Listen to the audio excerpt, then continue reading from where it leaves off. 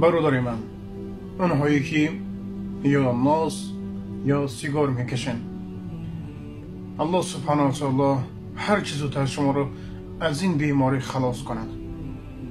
دوستان، برای شما یک مثال عادی،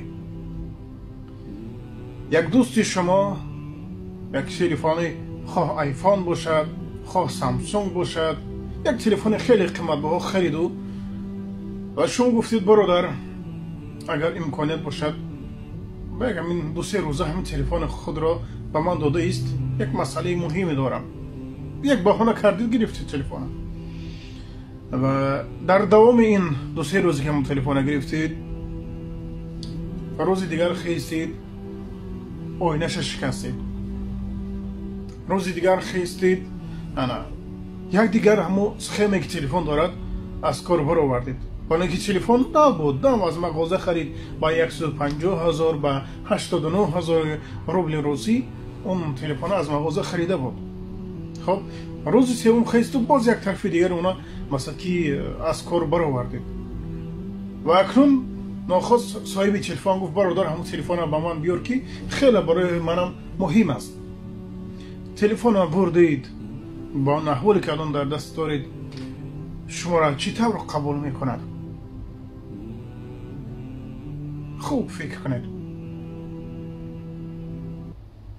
با من ایواز کرده بیا یا که اونا از سری نو دیگر خریده بیار، میگه یکی یه رحمت برادر ویران کردی، تلفن دیروز خریدگی مرا با یک عرق جبین کردگی مرا به خوک یکسان کردی، گفته قبول میکند؟ البته که نه، حتما اون جبران پولی که شما ضرری که شما رسانیدید باید برگردانید. خب دوستان من، این تنه من و شما چخیلی که در نوارهای پیشم تاکید کرده بودیم صاحب خود را دارد. خب الان به هستن بسیار اون انسانهایی که با یک مایده ترین قسم ارگانیسم انسان جراحی میکنند که مبلغ اون از چندین میلیون روبل ها تا چندین میلیارد ها است. خب یعنی الله سبحانه و تعالی این تنه من و شما را به پررگی صحت و سالم داد تا روز محشر به نزد او همین احوال رویم.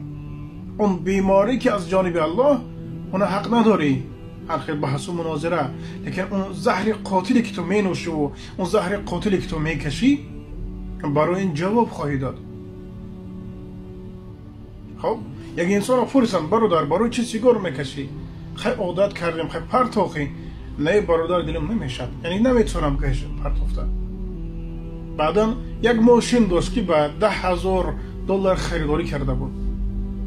گفتن آیا دلت میشد که همین ماشین طبیعی گیرام نخلاتی که داری گیری او با همه موسر نباگ میگن همون در همونجا برده پرتا یک در پرتاوجا برده پرتایی.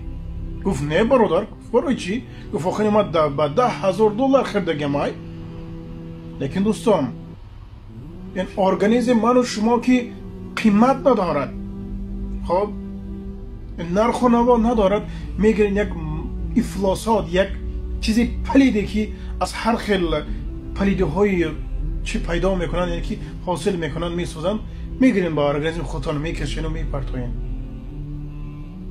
در پیش ماه رمضان است برادر، حالا هم فکر کن، حالا وقتی هم دیچه است. اگر تو اراده مردگیت قوی باشد انشاءالله رحمان که همین سیگار کشید پیش از ماه رمضان میپرتوی، میگوی یا رب استغفر الله دیگر تکرار نمی کنم. لیکن به خود هر روز افسانه بزرگی جنگل پا کرده بهانه ها نجوی. الله سبحانه و تعالی بار دیگر تکرار میکنیم که همگی شما را از این بیماری رها گرداند. و السلام علیکم و رحمت الله و برکاته.